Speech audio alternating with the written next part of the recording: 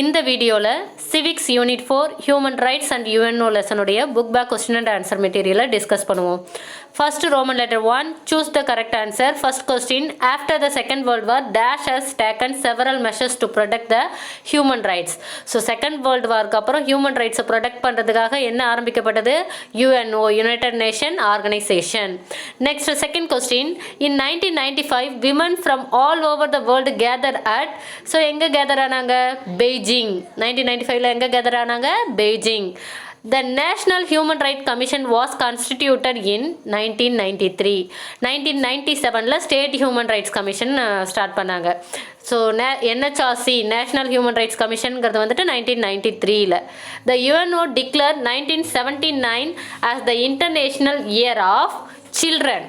1978 வந்துட்டு International Year of Women. 1979 International Year of Children. Next, when is the Human Rights Day observed? 10th December. எப்போ human rights டே reserve பண்ணாங்க, celebrate பண்ணுறாங்க? 10th December. Every year 10th December வந்துட்டு human rights day celebrate பண்ணுறாங்க. Next, which one is known as modern international magna carta of human rights?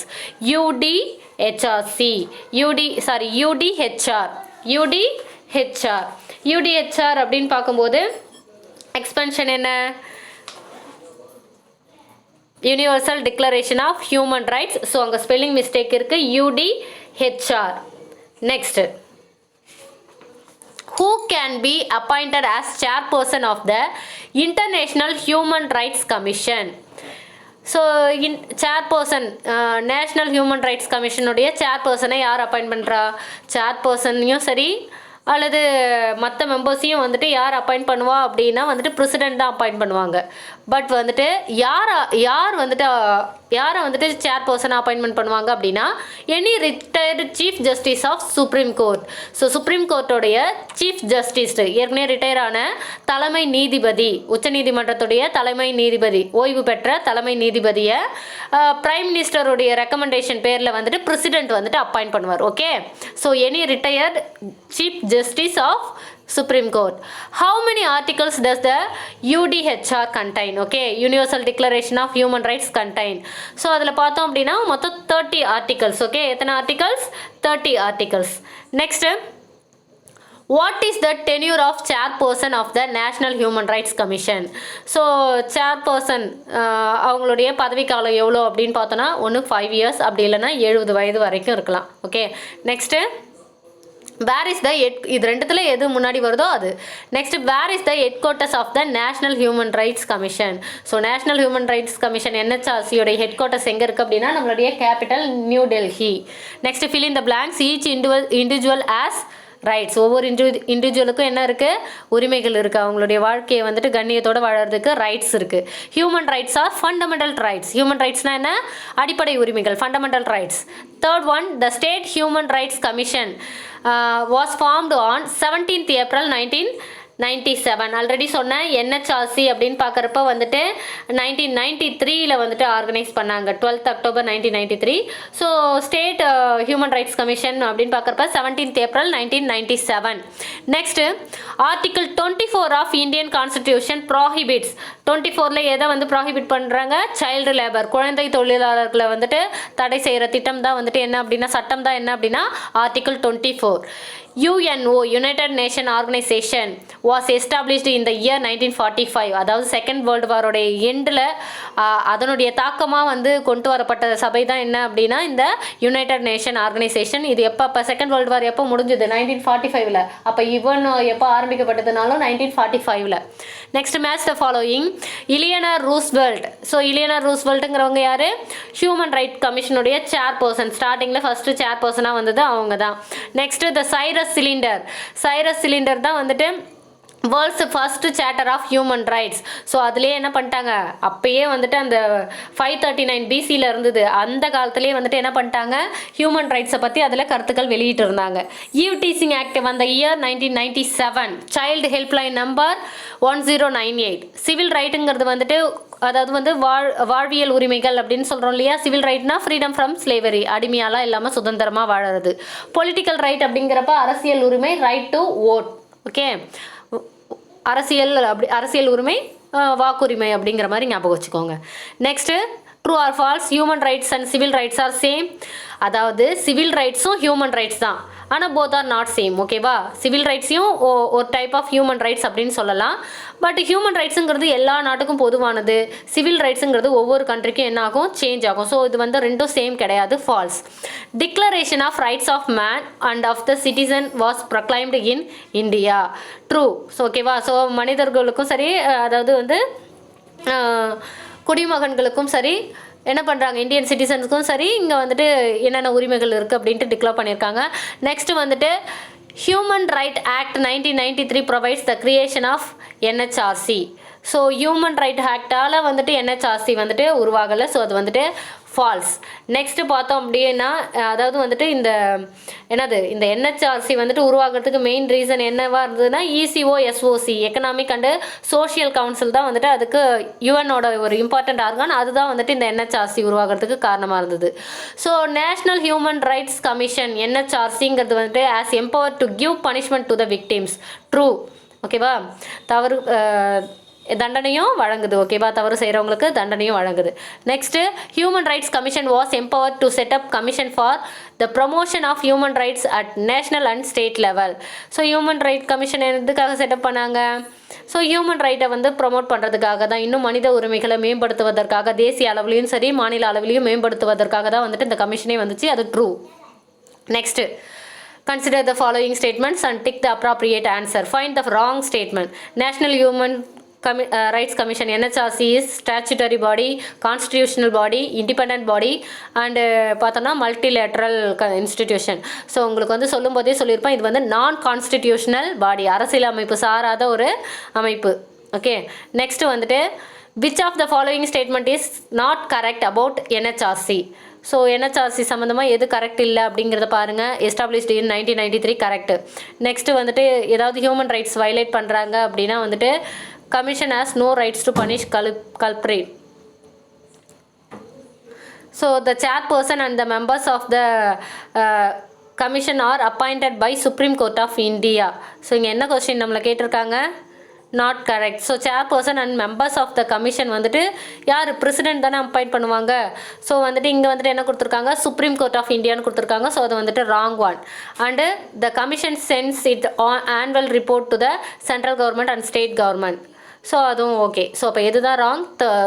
Option C தான் வந்துட்டு wrong. Next third question. Human rights day is celebrated on observed on 10th December. True. It commemorates Eleanor Roosevelt's birthday. No, false. So அப்போ வந்துட்டு A is correct but R is not. Explain A. ஓகேவா? Next fourth question. Consider the following statement. State Human Rights Commission is multi-member body. கரெக்டா? அல்லது state human rights commission consist of a chairperson with and 3 members. So NHRC அப்படின்னா தான் வந்து multi member body. SHRC state human rights கமிஷனுங்கிறது வந்து a chairperson and 3 members. So option 2 only. Option B answer 2 only அப்படிங்கிறது தான் வந்துட்டு கரெக்டான answer. Next வந்துட்டு answer the following question. What are the human rights? So human ரைட்ஸுங்கிறது rights, இது வந்து inherent to all human beings, எல்லா ஹியூமன் பீயிங்ஸ்க்கும் இயல்பாக கிடைக்கக்கூடிய உரிமைகள். ஸோ இதில் வந்து ரேஸோ, செக்ஸோ, நேஷ்னாலிட்டி, எத்னிசிட்டி அப்படின்னா வந்துட்டு அந்த இனத்தினுடைய தன்மை, லாங்குவேஜ், ரிலிஜியன், இது எதையும் வந்துட்டு சாராமல் இருக்கும்.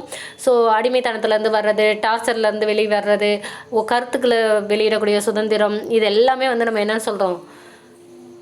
ஹியூமன் ரைட்ஸ் அப்படின்னு சொல்கிறோம். Okay. Right to life, work and education, இது எல்லாத்தையும் தான் என்னென்னு சொல்கிறோம்? ஹியூமன் ரைட்ஸ் அப்படின்னு சொல்கிறோம்.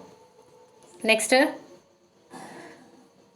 Importance of UDHR. UDHR அப்படின்னா வந்துட்டு எக்ஸ்பென்ஷன் என்ன? UDHR universal declaration of human rights. So இந்த UDHRோடைய இம்பார்ட்டன்ஸ் அப்படின்னு பார்க்குறப்ப வந்துட்டு யுவனுடைய கிரேட்டஸ்ட் அச்சீவ்மெண்ட் என்ன அப்படின்னா ஹியூமன் ரைட்ஸ்லாம் கொண்டு வந்தது தான். ஸோ இந்த இதனுடைய கோலை வந்து அச்சீவ் பண்ணுறதுக்காக வந்துட்டு யுஎன் வந்துட்டு ஒரு கமிஷனை வந்துட்டு எஸ்டாப்ளிஷ் பண்ணாங்க. ஸோ அந்த கமிஷனை அதனால் இதை வந்து என்னென்னு நம்ம அழைக்கிறோம் அப்படின்னா மாடர்ன் இன்டர்நேஷ்னல் மேக்னா கார்ட்டா ஆஃப் ஹியூமன் ரைட்ஸ் அப்படின்ட்டு அழைக்கிறோம். ஸோ இதுதான் வந்துட்டு நிறைய லாங்குவேஜஸில் வந்துட்டு டிரான்ஸ்லேட் பண்ணியிருக்காங்க இந்த டாக்குமெண்ட். ஓகே.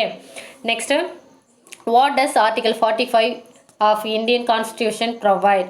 ஸோ ஆர்டிகல் 45 அப்படின்னாலே பார்த்தோன்னா என்ன சொல்லியிருக்காங்க அப்படின்னா, Indian constitution provide that state shall endeavour to provide early childhood care and education for all children until they complete the age of 6 years. So 6 வயதுக்கு வரை உள்ள குழந்தைகளுக்கு வந்துட்டு என்ன பண்ணுறாங்க, அவங்களுக்கு வந்து குழந்தைகளை வந்துட்டு பராமரிக்கிறதும் அதுக்கடுத்து வந்துட்டு அவங்களுக்கு தேவையான கல்வி உதவியை செய்யறதுக்கான உள்ள ஆர்டிக்கல் தான் வந்துட்டு ஆர்டிக்கல் 45. நெக்ஸ்ட் வந்துட்டு ரைட் டு எஜுகேஷன் ஆக்ட் அப்படின்னா free and compulsory education for the all children between 6 to 14 years. Okay. Next 3 legislation. So என்னென்ன ஆக்ட் இருக்குது, ஏதாவது 3 ஆக்ட் சொல்லுங்கள் விமன்ஸ் ரிலேட்டடாக. ஹிந்து விடோவரி மேரேஜ் ஆக்ட் வந்துட்டு 1856, Hindu marriage act 1955, Hindu succession act வந்துட்டு 1956. Next political rights. Mention some of the political rights. Freedom of expression and peaceful assembly, the right to take part in the government of one's country, the right to vote, the freedom of speech and obtain information. ஓகேவா, அதாவது கவர்மெண்ட்டில் ஒரு பார்ட்டாக இருக்கும், சுதந்திரமாக வந்துட்டு என்ன பண்ணலாம், ஒரு சுதந்திரமாக கருத்து சுதந்திரம், அதுக்கடுத்து வந்துட்டு அமைதியான கூட்டத்தை வந்துட்டு அமைதியாக வந்துட்டு கூட்டத்தை வழி நடத்தலாம். அதுக்கடுத்து வந்துட்டு வாக்குரிமை, அதுக்கப்புறம் பேச்சுரிமை, தேவையான தகவல் பெறும் உரிமை, இதெல்லாம் வந்துட்டு political rights. Next name the 5 major categories of human rights. Civil rights, political rights, social rights, economic rights and cultural rights. Okay. Next distinguish between human rights and civil rights. So human ரைட்ஸ்னு பார்த்தா எந்த வித பாகுபாடும் இல்லாமல் எல்லாருக்கும் உள்ளது தான் வந்துட்டு என்ன ஹியூமன் ரைட்ஸ். சிவில் ரைட்ஸ்னால் சிட்டிசன்ஸ்க்கு மட்டும் உள்ளது தான் வந்துட்டு சிவில் ரைட்ஸ். ஹியூமன் ரைட்ஸுங்கிறது வந்து universal to all human beings. உலகம் ஃபுல்லாக எல்லாருக்குமே உண்டு, எல்லா கண்ட்ரிலையும் ஒரே மாதிரியாக தான் இருக்கும். சிவில் ரைட்ஸுங்கிறது கண்ட்ரிக்கு கண்ட்ரி வேரி ஆகும், கவர்மெண்ட் வந்து வேரி ஆகும். ஹியூமன் ரைட்ஸை வந்துட்டு என்ன பண்ண முடியாது அப்படின்னா, யாராலையும் எந்த ஒரு நாட்டாலையும் யாராலையும் வந்து ஒரு தனி மனிதனுடைய ஹியூமன் ரைட்ஸை பறிக்கவே முடியாது. ஆனால் சிவில் ரைட்ஸ் வந்துட்டு ஒவ்வொரு நேஷனை பொறுத்து அவங்க சிவில் ரைட்ஸை ப்ரொவைடும் பண்ணுவாங்க, அதே நேரத்தில் கேன்சலும் பண்ணுவாங்க. நெக்ஸ்ட் ஹியூமன் ரைட்ஸுங்கிறது வந்து நம்மளுடைய பேசிக் ரைட்ஸ், நம்ம பிறப்புலேருந்தே வந்து நமக்கு அந்த உரிமைகள் இருக்குது. சிவில் ரைட்ஸுங்கிறது வந்துட்டு கிரியேஷன் ஆஃப் சொசைட்டி, நமக்கு வந்து ஒவ்வொரு ஏஜில் தான் வந்துட்டு அந்த உரிமைகள் வந்து நமக்கு கிடைக்கும். Next 5 describe the any 5 basic characteristics of human rights. First one inherent. So இன்ஹெரண்ட்னா அது இயல்பானது, எந்த ஒரு அதிகாரியும் ஒரு பர்சனும் வந்துட்டு நமக்கு கிராண்ட் பண்ணுறது கிடையாது, பிறப்புலேருந்தே நமக்கு உள்ளது தான் ஹியூமன் ரைட்ஸ். ஃபண்டமெண்டல் ரைட்ஸ் அப்படின்னு பார்க்குறப்ப வந்துட்டு இந்த ஹியூமன் ரைட்ஸுங்கிறது நமக்கு அடிப்படையானது. இது இல்லை அப்படின்னா நம்ம வாழ்க்கைக்கே அர்த்தம் இல்லாமல் போயிடும். ஓகேவா, மீனிங்லெஸ்ஸாக போயிடும். நெக்ஸ்ட்டு வந்துட்டு இன்எலியனபிள் அப்படின்னு பார்க்குறப்ப அது என்ன சொல்கிறோம் அப்படின்னா, நம்மள்கிட்ட வந்து அதை பறிக்க முடியாது. They cannot be taken away from இண்டிவிஜுவல்கிட்டருந்து என்ன பண்ண முடியாது, பறிக்க முடியாது. இன்டிவிசிபிள்னா எல்லா ஹியூமன் ரைட்ஸை வந்துட்டு பிரிக்க முடியாதது. ஸோ ஹியூமன் ரைட்ஸ் அவங்கவுங்க ஹியூமன் ரைட்ஸை அவங்கவுங்க வந்து என்ன பண்ணுவாங்க, கண்டிப்பாக ஃபாலோ பண்ணுவாங்க. அதை யாருக்கும் என்ன பண்ண முடியாது, மறுக்க முடியாது. இந்த உரிமை உங்களுக்கு கிடைக்குது, பேச்சுரிமை கிடைக்குது, அதனால் உங்களுக்கு சொத்து உரிமை இல்லை, உங்களுடைய கருத்தை வெளியேற உரிமை இல்லை அப்படின்னு சொல்ல முடியாது. Next universal. ஸோ வந்து இது வந்து உலகளாவியது, நேஷ்னல் பார்டர் கடந்து எல்லா ஹியூமன் பீயிங்ஸ்க்கும் வந்துட்டு பொதுவானது. அதுதான் வந்துட்டு 5 கேரக்டரிஸ்டிக்ஸ். நெக்ஸ்ட்டு வந்துட்டு what are the measures taken by the government to protect children. So the child வந்துட்டு நம்ம நேஷ்னல் அசட்டாக சொல்கிறோம். ஸோ ஃப்யூச்சருடைய நம்ம நேஷனுடைய ஃப்யூச்சரை பார்த்தோம், எதிர்காலம், ஒரு தேசத்தினுடைய எதிர்காலங்கிறது அந்த குழந்தைகள் வந்து வளர்கிறத பொறுத்து தான். ஸோ அந்த குழந்தைகளை வந்துட்டு எல்லா எக்ஸ்ப்ளாய்டேஷன் தவறுகள்லேருந்தும் வந்துட்டு மீட்க வேண்டியது நம்மளுடைய சொசைட்டியோடைய நோக்கம், கடமை. ஸோ அதுக்காக கவர்மெண்ட் வந்துட்டு நிறைய லாஸ் போடுறாங்க. ஃபர்ஸ்ட் வந்து ரைட் டு எஜுகேஷன் ஆக்ட்னா ஆர்டிகல் 21A. ஸோ இதுபடி 6லேருந்து 14 வயதுக்குட்பட்ட குழந்தைகளுக்கு வந்துட்டு ஃப்ரீ அண்ட் கம்பல்சரி எஜுகேஷன், இலவச மற்றும் கட்டாய கல்வியை வழங்குதல். Next the child labour act, prohibition and regulation act 1986. இதன்படி என்ன பண்ணுறாங்க, 15 இயர்ஸ்க்குட்பட்ட குழந்தைகளுக்கு வந்துட்டு என்ன பண்ணக்கூடாது, வேலையில் அமர்த்தக்கூடாது. 15 வயதுக்குட்பட்ட குழந்தைகளை வந்துட்டு வேலையில் அமர்த்த தடை. அவங்களாம் வேலை செஞ்சால் அந்த ஓனரை வந்துட்டு போலீஸ் வந்துட்டு அரெஸ்ட் பண்ணுவாங்க. Next the juvenile justice act 2000, care and protection of children அப்படின்னு பார்க்கும்போது இதில் என்ன பண்ணுறாங்க அப்படின்னா, குழந்தைங்களை வந்துட்டு எந்தெந்த குழந்தைங்களுக்கு ஆதரவு இல்லையோ, கவனிக்க ஆள் இல்லையோ, அவங்களுக்கு போதுமான கண்காணிப்பாளரோட அவங்களுக்கு தேவையான ஃபெசிலிட்டிஸை செஞ்சு கொடுத்து அவங்கள அடாப்ட் பண்ணிக்கிறது தான் வந்துட்டு juvenile justice act act 2000, போக்சோஸ் act 2012 அப்படின்னு பார்க்குறப்ப செக்ஷுவல் அஃபென்ஸ் ஆக்ட், அதாவது வந்துட்டு குழந்தைங்களை வந்துட்டு பாலியல் தொந்தரவு ரீதியாக பாதிக்கப்பட்ட குழந்தைங்களை வந்துட்டு எடுத்து அவங்கள ப்ரொடெக்ட் பண்ணுறது தான் வந்துட்டு இந்த POCSO act 2012. Okay, any doubt? So நல்லா கோத்ரூ பண்ணுங்கள். Okay, thank you.